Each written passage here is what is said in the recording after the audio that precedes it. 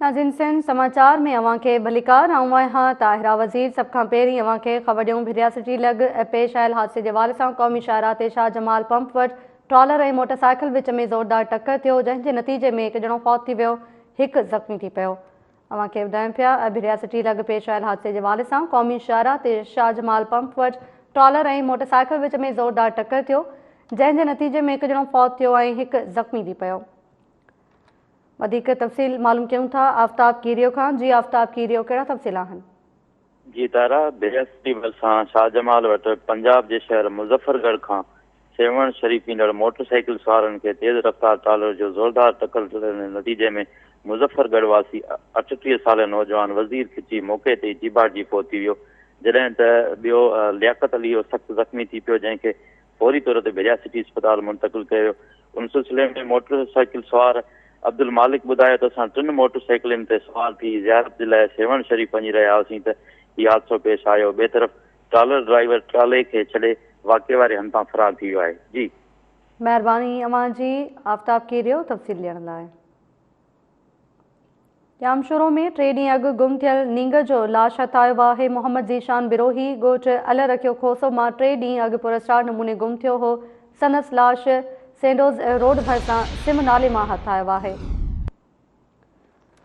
अवांखे ॿुधायूं पिया जामशोरो मां 3 ॾींहं अॻु गुम थियल नींग जो लाश हथायो आहे। मोहम्मद ज़ीशान बिरोही ॻोठ अल रखियो खोसो मां 3 ॾींहं अॻु पुरस्कार नमूने गुम थी वियो हो।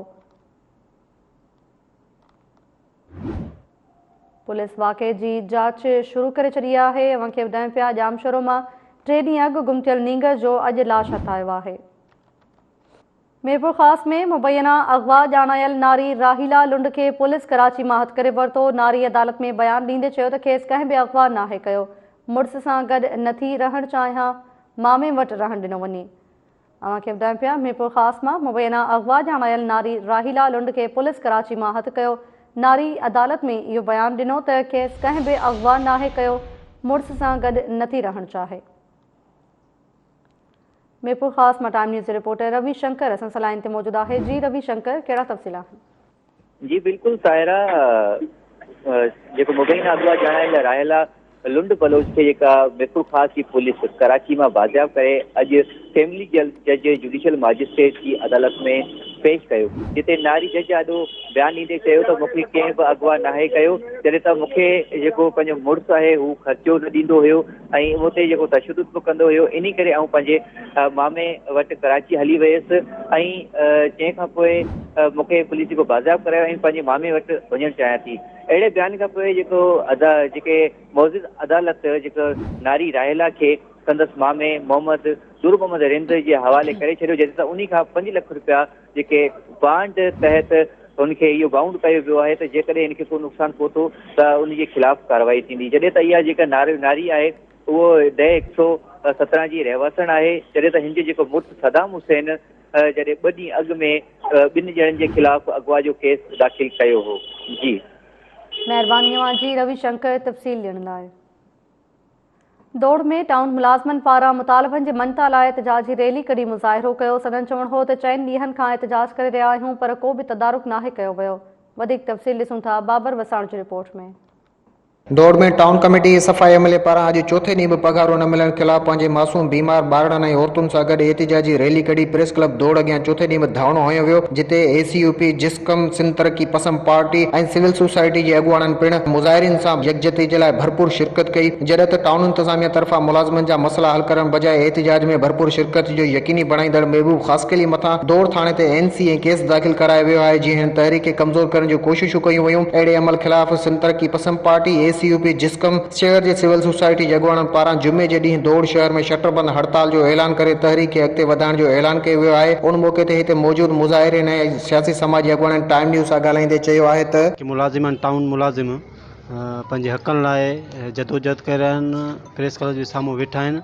असीं हिन जे पघारूं नथियूं थियनि, असां हुनजी सख़्तु लफ़्ज़नि में मज़म्मत कयूं था ऐं जुमे जे ॾींहुं असीं जेसिन क़ौमी महाज़ ऐं सभई कॉम्पस धुरियूं शटरबंद हड़ताल जो ऐलान था कयूं ऐं असां हिन जे टाउन इंतिज़ामिया खे चिता था ॾियूं जेकॾहिं तव्हां हिन जो पघारूं न कयो त असां एहतिजाज जो दायरो वधाईंदासीं। ही जेको असांजो एहतिजाजी मुज़ाहिरो आहे ही जेको आहे चौथे ॾींहं खां जारी आहे, पर असांजो मसला को बि असांजो मसलो न थियो बजाए इहो जो राति जो पंहिंजा जेके हिन जा गुंडा आहिनि मुलाज़िमनि जे दर ते मोकिले उन्हनि खे धमकाए उन्हनि खे दाबा ॾेई ऐं मुलाज़िमनि खे उहो चयो असांजे राति जो तव्हां कमु न कंदो असां तव्हांजे मथां हीअ कंदासीं। बहरहाल असां तव्हांखे कंहिंजे धमकियुनि में अचण जे लाइ तयारु न आहियूं। तव्हां हिन महिल बि असांजे मथां एंट्री कराई अहिड़ी का बि ॻाल्हि न आहे। जे असांजे हक़ घुरण ते असांजे मथां एंट्रियूं कयूं थी वञनि त भली तव्हांखे जेतिरियूं वञनि एंट्रियूं करायो, पर असां मुलाज़िमनि जो हक़ जेको आहे सो असांखे ॾिनो वञे। जेको आहे असां पंहिंजो हक़ वठी रहंदासीं। इंक्रीमेंटूं ऐं मुलाज़िम जो पघारूं जेको आहे सो 3 महीननि जूं कचनि जूं उहे जेको आहे सो जारियूं कयूं वञनि। उन जा मसला हल कया आहिनि। मसला हल थिया त असां जेको एहतिजाजी मुज़ाहिरो जारी रहंदो। दौड़ टाउन कमेटी सफ़ाई अमले खे पगारूं जारी न करण ऐं एहतिजाज करण मथां कूड़ा केस दाख़िल करण ख़िलाफ़ हितां जे सिविल सोसाइटी कॉम्पर्स अॻुवाननि पारां जुमे जे ॾींहुं दौड़ शहर में शटर बंदि हड़ताल जो ऐलान कंदे इन तहरीक खे अॻिते वधाइण जो चिताव ॾिनो आहे। संदन चवण आहे त जेसीं ताईं मुलाज़िमनि जा मसला हल न थींदा तेसीं ताईं एहतिजाजी तहरीक जारी रहंदी। कैमरामैन अब्दुल हुसैन सां गॾु बाबर वसाण, टाइम न्यूज़, दौड़। बाबर वसाण जी रिपोर्ट मां ॾिठी। अव्हांखे ख़बर ॾियूं सदर जी भटियूं मां मासूम मोनिका लाड़िक वारे वाक़े खे 37 ॾींहं गुज़री विया। मुख्य जवाबदार अब्दुल्ला लाड़िक जी निशानदही ते गिरफ़्तार 2 ॼणनि मंसूर ऐं सलीम शर जी DNA रिपोर्ट बि अञा ताईं नाहे अची सघी। अव्हांखे ॿुधायूं पिया नाज़रीन, सदर जी भटियूं में मासूम मोनिका लाड़िक वारे वाक़े खे 37 ॾींहं गुज़री विया आहिनि। मुख्य जवाबदार जी निशानदही ते गिरफ़्तार 2 ॼणनि जी DNA रिपोर्ट बि इन वक़्त ताईं नाहे अची सघी। वधीक तफ़सील मालूम कयूं था अब्दुल जब्बार लगारी खां। जी अब्दुल जब्बार लगारी, कहिड़ा तफ़सील आहिनि? जी बिल्कुलु ताज़ा जेको 37 ॾींहं अॻु सदर जी भटियूं लॻ ॻोठ आदर्शा में हिकु ॾुखोईंदड़ वाक़ियो पेश आयो जंहिंमें मासूम मोनिका लाड़िक खे इज्तमाही ॾाढे बाद बेदर्दी सां क़तल कयो वियो। उन वाक़े खे जेके 37 ॾींहं गुज़री विया आहिनि, मगर हिन वक़्त ताईं जेको मुख्य जवाबदार आहे अब्दुल्ला लाड़िक उन्हनि जी निशानदेही ते गिरफ़्तार थियल 2 ॼणा आहिनि जंहिंमें मंसूर शर ऐं सलीम शर आहे। उन्हनि जी DNA रिपोर्ट न अची सघी आहे। महिरबानी अव्हांजी अब्दुल जब्बार लगारी तफ़सील ॾियण लाइ। सांगड़ ज़िले में रोलू कुतन जो आज़ार वधी वियो। रोलू कुतन हिकु ई वक़्तु मासूम ॿार ऐं औरत खे ॾाढे ज़ख़्मी करे छॾियो। ज़ख़्मी औरत ऐं ॿार खे अस्पताल मुंतक़िल कयो वियो। अव्हांखे ॿुधायूं पिया सांगड़ ज़िले में रोलू कुतन जो आज़ार वधी वियो आहे। रोलू कुतन हिकु ई वक़्तु मासूम ॿार ऐं औरत खे ॾाढे ज़ख़्मी करे छॾियो। इलाइक़े वासियुनि मुतालबो कयो आहे त कुता मार मुहिम शुरू कराए रोलू कुतन जो आज़ार ख़त्म करायो वञे। Time news reporter Mir Hasan Marri असां सां लाइन ते मौजूदु आहे। जी मीर हसन मरी, कहिड़ा तफ़सील आहिनि? जी सांगड़ में जेको आहे कुता मार जेको सिलसिले में शुरू त कयो वियो, पर हुन जा के बि नतीजा बरामद न थिया आहिनि। अञा ताईं शहरनि ॿाहिराड़ियुनि में जेको आहे सो मुसलसल रोलू कुतनि जे हथां जेको आहे सो माण्हुनि जे ऐं जानवरनि जे ज़ख़्मी थियण जा इतला अचनि पिया। ॾींहों ॾींहुं वाक़िया वधनि पिया। अॼु बि जेको आहे सो ॻोठ पनियल जे वेझो जेको आहे सो हिकु औरत ऐं मासूम ॿार खे जेको आहे सो कुते ॾाढे विधो। न सिर्फ़ु इंसाननि ते जेको आहे सो कुतनि जी तरफ़ां हमला थिया आहिनि, पर जानवरनि जी तरफ़ां जेको जानवरनि जे मथां जेको आहे कुतनि जी जेको छितनि ऐं रोलू कुतनि जा जेके हमला जारी आहिनि। जी महिरबानी अव्हांजी मीर हसन मरी तफ़सील ॾियण लाइ। हैदराबाद में ग़रीब माण्हुनि खे हिकु वेले जी मानी खाराइण लाइ नौजवाननि तरफ़ां दस्तरख़्वान क़ाइमु कयो वियो। संदन चवणु आहे त मिसकीन ऐं ग़रीब लाचार माण्हुनि खे खाधो खाराइण लाइ बंदोबस्तु कयो आहे। वधीक तफ़सील ॾिसूं था इम्तियाज़ खोसो जी रिपोर्ट में। हैदराबाद जे हुसैनाबाद वारे इलाइक़े में नौजवाननि पारां हुसैनी दस्तरख़्वान क़ाइमु कयो वियो आहे, जिते ग़रीब ऐं मुस्तहिक़ माण्हुनि खे हिकु वेले जी मानी खाराई वञे थी। हुसैनाबाद इतिहाद पारां सिंध सीट कारपोरेशन जी दीवार वटि रोज़ानो मंझंदि जी मानी खाइण लाइ समय मुस्तहिक़ माण्हू पहुचनि था। पंहिंजी मदद पाण तहत अवामी भलाई जो कमु कंदड़ हुसैनाबाद इतिहाद जा अॻवान ॿुधाइनि था त ॼाणायल दीवार वटि गंद किचिरो पियल हो, जंहिंजी सफ़ाई करण बैदि उन्हनि 2 महीना अॻु दस्तरख़्वान क़ाइमु कयो। दरअसल ही हुसैनाबाद में सिंध सीट कारपोरेशन जी भित सां गॾु अरसे दराज सां किचिरो पियो हूंदो हुते। रोज़ाना असीं गुज़रंदासीं, ज़मीर असांजो मलामत कंदो त हीउ किचिरो आख़िर कंहिंखे त खणणो आहे। पोइ असांखे नौजवान टीम तयारु कईसीं। हिन खां अॻु में बि असांजा वेलफेयर जा कमु थींदा। पोइ टीम तयारु करे असां हीउ किचिरो खयोसीं। किचिरो खणी उनखे किचिरे खे हिते हिकिड़ो वेलफेयर जो कमु लाइ हुते हिकिड़ो दस्तरख़्वान हुसैन दस्तरख़्वान क़ाइमु कयो आहे, जिते रोज़ाना 400 खां 500 600 अफ़राद आहिनि हुते मानी खाइनि था। वॾो हिकिड़ो माना हिते नॉन मुस्लिम ऐं मुस्लिम जेके बि आहिनि ॿई अलॻि पार्टीशन में हिते मानी खाइनि था। फर्स्ट क्लास तरीक़े सां उन्हनि खे मानी मिले थी। रोज़ाना बैरिस्टर जो पंहिंजी मदद पाण जे तहत हिकिड़ो आहे। कुझु हिते सियासी व समाजी शख़्सियात आहिनि जिन्हनि सां मिली सिली असांजी उन ताउन सां हीउ कमु हली रहियो आहे। असीं चाहियूं था हैदराबाद में जिते जिते बि किचिरो आहे उते किचिरो खणी उते वेलफेयर जो कमु कयो वञे। जंहिं ॾींहुं खुलियो आहे इफ़्तार थियो आहे उन खां पोइ हिते वधि खां वधि 400-500 माण्हू डेली मंझादो खाइनि था पिया। ऐं असां चाहियूं था त इहो अहिड़ा दस्तरख़्वान कंहिं ॿियनि इलाइक़नि में बि खुलणु घुरिजनि, जीअं असांजे ग़रीब ऐं सफ़ेद बोझ माण्हू खे जेका वसायल न आहिनि उहो जेको अची जेका मतिलबु दस्तरख़्वान में वेही परे होॾे मुंहुं करे भिती जे पासे मुंहुं करे कुर्सियूं लॻायूं वयूं आहिनि त जीअं उहो जेका उते को ॾिसे बि न त केरु थो खाए केरु थो खाए ग़रीब गुरूब अचे थो या को वीचारो आहे शरीफ़ माण्हू आहे जेको नथो पुॼी सघे त उहो अची वीचारो पंहिंजे पर्दे जे हिसाब सां खाई हली थो वञे। छो त अॼुकल्ह महांगाई जो दौरु आहे, महांगाई जे दौर जे करे जेको आहे कोशिशि कयूं पिया था जेके कंहिं इंसानियत जी ख़िदमत कयूं ऐं हुनजी हिकिड़े वेले जी मानीअ सां पेट रहो करे खारायूं, उन खां असांखे वधीक अञा साहु मिलंदो। इन करे असां जेको सेटअप तव्हां ॾिसो पिया, असां पंहिंजे मदद पाण जे तहत ऐं मुख़ैर जेके हज़रात आहिनि उन्हनि जे ताउन सां असां हीअ जेको तनूर आहे मानी सिस्टम असां पाण था ठाहियूं, बोर्ड वग़ैरह ॿियो जेको बि आहे असां पाण था कयूं, बाज़ार को ऑर्डर ते असां कोन था ठारायूं। इहो ॿियो असां इहो तरीक़ो इहो आहे त असां वटि इंसानियत जो दर्स असां वटि आहे। असां वटि हिंदू मुस्लिम सिख ईसाई जो को बि डिफरेंस न आहे। असां सिर्फ़ु कोशिशि कंदा आहियूं त इंसानियत जी इंसान अचे, इंसान जी शिकिल में अचे ऐं जेको आहे हिते अचे जेको आहे माना हिकिड़ो मानी ढो करे असांजे हिन दस्तरख़ान हुसैनी तां खाई वञे। हुसैनी दस्तरख़्वान ते सियासी ऐं समाजी अॻवान बि मुख़्तलिफ़ वक़्तनि ते दौरो कंदा रहनि था। PPMPA अब्दुल जब्बार ख़ान ॿुधायो त नेकी जो कमु करण ते हुसैनाबाद इतिहाद जा नौजवान जस लहणनि। हिते असां बीठा आहियूं, हिते मां सम्झां थो तक़रीबन 2-3 महीना पहिरीं जेको आहे हिते कचिरे जो ढिंग हूंदो हो ऐं तमामु जेके आहे बुरी हिन जी पोजीशन हुई, त असां सोचियो त हिते को अहिड़ो कमु कयूं ताकी कचिरो बि जेको ख़तमु थी वञे ऐं ग़रीब जेके माण्हू जेके आहिनि उन्हनि खे जेको आहे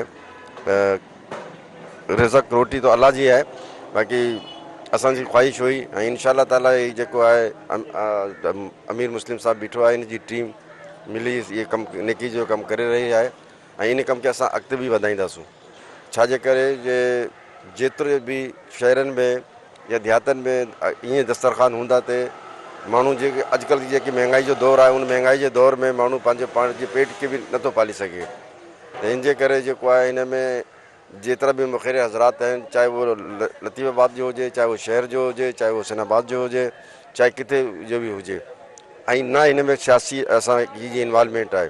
हीअ हिकिड़ो नेकी जो कमु आहे, हर माण्हू खे करणु खपे ऐं पंहिंजो हिसो हिन में विझणु खपे हर माण्हू खे। महांगाई सबबि हिकु वेलो मानी गभेल परेशान रहंदड़ शहरियुनि ॿुधायो त हू ॼाणायल दस्तरख़्वान ते पहुची पेट भरे मानी खाइण सां गॾु पंहिंजे ॿारनि लाइ बि हिकु वेले जी मानी खणी वञनि था। असांजे लाइ मानी इन्हनि जेको प्रोग्राम रखियो आहे हुसैनी दस्तरख़ान ते, असांखे मानी अलाह जो शुक्र आहे मिलंदी बि आहे, खाई बि वेंदा आहियूं, खणी बि वेंदा आहियूं। बचनि जे लाइ बेरोज़गार वेठा आहिनि वीचारा, गरीब आहियूं, छा कयूं बेटा। अञा अलाह वधाईंदनि मालिक मौला, अञा बि वधाईंदनि मालिक। अबा सिलानी खां बि सुठी मानी पई हले, सिलानी वारनि सां हाणे पाणी विझी सालनि में विझियो आहे, बसि रुगो नमूनो करे वेठा आहिनि। रोज़ भेण सां आलू ऐं लौकी अचे पई, पहिरें ईंदो गोश्त मुर्गी बिरयानी, हाणे बसि रुगो पाणी खणी ईंदा आहिनि लौकी ऐं आलूनि। सिलानी वारा ही मानी सुठी आहे हुसैनी वारनि जी। हैदराबाद जे हुसैनाबाद वारे इलाइक़े में नौजवाननि पारां दस्तरख़्वान क़ाइमु करे बेपहुच माण्हुनि लाइ हिकु वेले जी मानी जो बंदोबस्तु करणु सुठो सौण आहे। उन लाइ संदन किरदार खे ॾिसंदे सरहदी वारनि खे बि घुर्जे त हू बि वसाहिर मिसकीन माण्हुनि जी मदद लाइ पंहिंजो पंहिंजो किरदारु अदा कनि। कैमरामैन नियाज़ मल्ला सां गॾु इम्तियाज़ खोसो, टाइम न्यूज़ हैदराबाद। इम्तियाज़ खोसो जी रिपोर्ट मां ॾिठी नाज़रीन। उन खां पोइ मूंखे ॿुधायूं सरवरी जमात जे रूहानी पेशवा ऐं MNA मखदूम जमील ज़मान ऐं सूबाई वज़ीर मखदूम महबूब ज़मान जी सदारत हेठि मटियारी जे ज़रिए ऑफिसर्स जी गॾिजाणी थी। इजलास में हाला शहर में CCTV कैमराऊं लॻाइण जो फ़ैसिलो कयो वियो। DC मटियारी खे फौरी क़दम खणण जी हिदायत बि कई वई आहे। तव्हांखे ॿुधायूं पिया सरवरी जमात जे रूहानी पेशवा ऐं MNA मखदूम जमील ज़मान ऐं सूबाई वज़ीर मखदूम महबूब ज़मान जी सदारत हेठि मटियारी ज़िले जे ऑफिसर्स जी गॾिजाणी थी। इजलास में हाला शहर में CCTV कैमराऊं लॻाइण जो फ़ैसिलो कयो वियो। DC मटियारी खे फौरी क़दम खणण जी हिदायत बि कई वई आहे। मटियारी मां time news reporter Kamran Memon असां सां लाइन ते मौजूदु आहे। जी कामरान मेमन, कहिड़ा तफ़सील आहिनि? जी ताहिरा, बिल्कुलु सरवरी जमात जे रूहानी पेशवा ऐं मेंबर क़ौमी असेंबली मखदूम जमील ज़मा ऐं सूबाई वज़ीर रेवेन्यू रिलीफ मखदूम महबूब ज़मा जी ज़ेर सदारत मटियारी ज़िले जे थमूरनि खातनि जे ऑफिसरनि जी आला गॾिजाणी कराची में थी गुज़री, जंहिंमें हाला शहर जे अंदरि CCTV कैमराऊं लॻाइण जो फ़ैसिलो कयो आहे, जंहिं लाइ डिप्टी कमिश्नर मटियारी खे फौरी तौर ते हिदायतूं कयूं वयूं आहिनि। उन सां गॾु इजलास में सभिनी इदारनि जी कारकर्दगीअ जो जाइज़ो वरितो वियो, जंहिंमें सूबाई वज़ीर ऐं क़ौमी असेंबलीअ जे मेंबर मखदूम जमील दमा समूरनि ऑफिसरनि खे मटियारी ज़िले अंदरि अवाम सां राब्ता तेज़ करण ऐं अवामी ख़िदमत खे अञा वधीक तेज़ करण जूं हिदायतूं कयूं आहिनि ऐं मटियारी ज़िले में जेके रहियल स्कीमूं आहिनि उन्हनि खे जल्द जल्द मनसूबनि खे पूरो करे जेके समूरियूं रुकावटूं आहिनि उहे ख़तमु कयूं वञनि। इहे अहिड़ियूं हिदायतूं जारी कयूं आहिनि। जॾहिं त पब्लिक स्कूल भिटशाह खे पाण जेको मनसूबो रोलड़ जो शिकार आहे उन ते पिण मखदूम जमील दमा कावड़ जो इज़हार कयो ऐं फौरी तौर ते उनखे बि मुकमल करण लाइ हिदायतूं जारी कयूं आहिनि। जॾहिं त डिप्टी कमिश्नर मटियारी खे जेके ज़िले में रहियल तरक़ियाती कम आहिनि उन्हनि खे फौरी तौर मुकमल करण जूं हिदायतूं ऐं SSP मटियारीअ खे खां ब्रीफिंग वरिती वई ज़िले जे अमन अमान बाबति उनखे पिण हिदायतूं कयूं वयूं त वधीक जेको इंटेलिजेंस एजेंसियूं आहिनि उनखे एक्टिव कयो वञे ऐं मटियारी ज़िले मां ॾोहनि जो पिण ख़ात्मो आंदो वञे। जी ताहिरा। महिरबानी अवांजी कामरान महमूद तफ़सील ॾियण लाइ।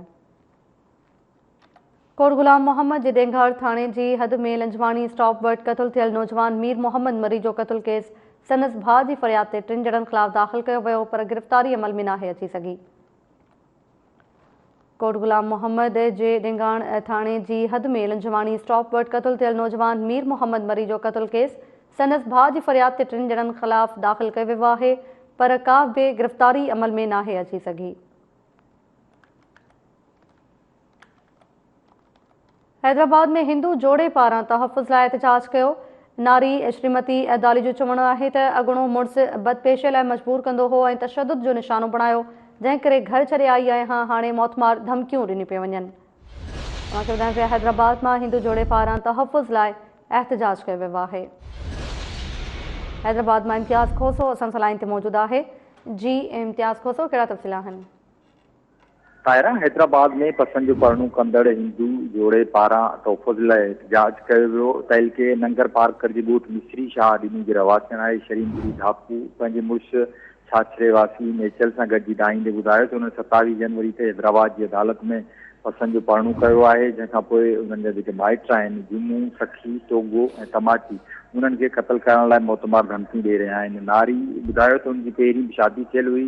अॻूणो जेको मुड़ुसु आहे हुनजो सखी उहो हुनखे बदपेशे लाइ मजबूर कंदो हो, जॾहिं तुंहिंजो जेको वालिद आहे नारी जो जुमू उहो बि ॼाणायल मुड़ुस सां गॾु रहण लाइ हिन मथां वेश्याणु तशदुद कंदो रहंदो हो। उन खां तंग थी हिन जो चवणु आहे त हुन घर छॾियो ऐं छाछरे वासी नेचल सां प्यार जो परणू कयो आहे। हिन जो चवणु आहे त हाणे प्यार जे परणु खां पोइ हुनजा जेके वारस आहिनि उहे हिन खे ॻोल्हे रहिया आहिनि क़तल करण लाइ ऐं तहफ़ुज़ लाइ हुन लाॻापियल थाणे ते बि दायो आहे पर को बि तदारुक करण लाइ तयारु न आहे। हिन IG सिंध SSP मिठी समेत लाॻापियल अमलदारनि खां मुतालबो कयो आहे त मामले जो नोटिस वठी हुनखे मौतमार धमकी ॾींदड़ हुनजे माइटनि ख़िलाफ़ कार्रवाई करे हिनखे इंसाफ़ ऐं तोहफ़ुज़ फराहम कयो वञे।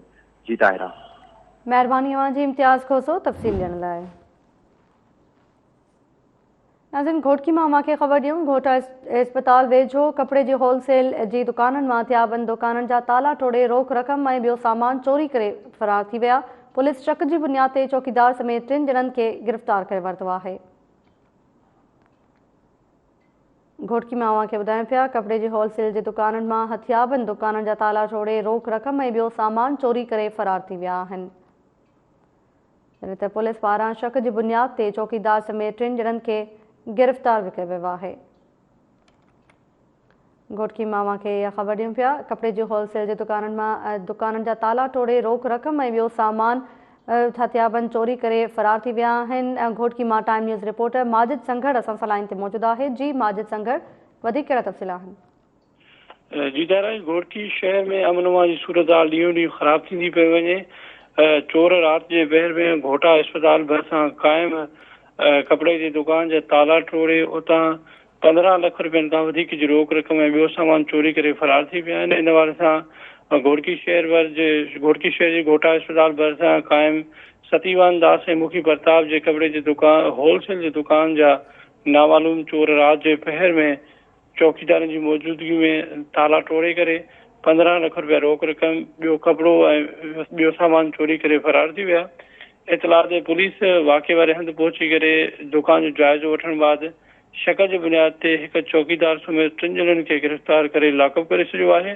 राब्तो करण ते घोटकी पुलिस ॿुधायो आहे त गिरफ़्तार कल शकी जवाबदारनि खां वधीक पुछा ॻाछा बि कई पई वञे ऐं मामले जी असुल हक़ीक़त ताईं ख़बर जल्द पहुची वेंदासीं। इन वक़्तु दुकान मालिक सतीवान दास ऐं मुखी प्रताप राय एहतजाज कंदे चयो आहे त SSP घोटकी फौरी तौर ते इन मामले जो नोटिस वठी कपिड़े जी दुकान मां थियल चोरी 15 लाख रुपया ऐं ॿियो सामान फौरी तौर ते वापसि कराए ॾिनो वञे। जी ताहिरा। महिरबानी अवां जी माजिद संघर तफ़सील ॾियण लाइ। नाज़रीन, सिंध समाचार में फ़िलहाल एतिरो ई। अवां ॾिसंदा रहो टाइम न्यूज़।